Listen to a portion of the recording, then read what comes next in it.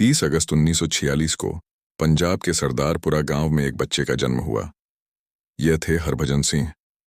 देश के विभाजन के बाद उनका परिवार कपूरथला आ गया। गांव का माहौल सरल था, जहां लोग मेहनती और ईमानदार थे।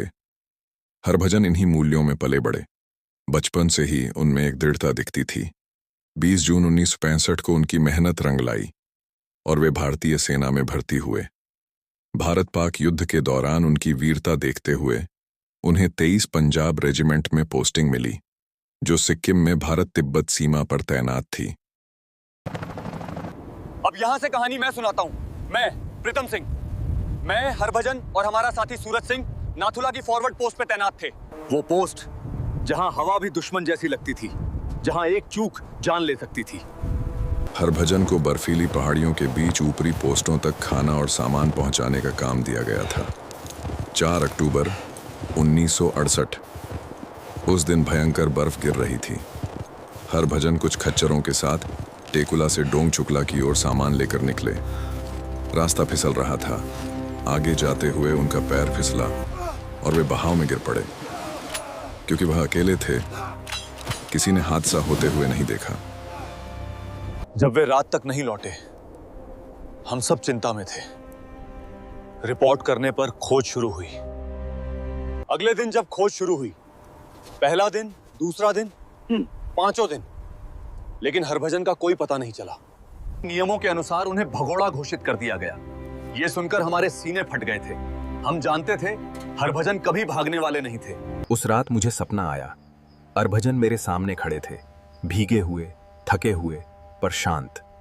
उन्होंने कहा, प्रीतम, मेरी देह पानी की पतली धार के पास पड़ी है, मुझे वहां से ले आओ। सुबह मैंने साथियों से कहा, किसी ने विश्वास नहीं किया, लेकिन उसी रात एक और सैनिक को ठीक वही सपना आया।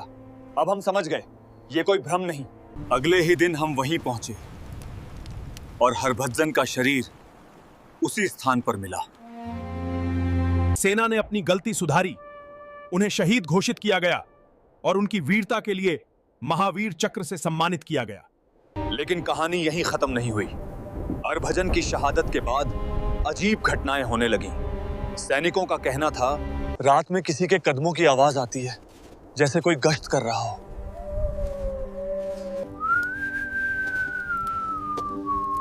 अंधेरे में टॉर्च की हल्की रोशनी दिखती।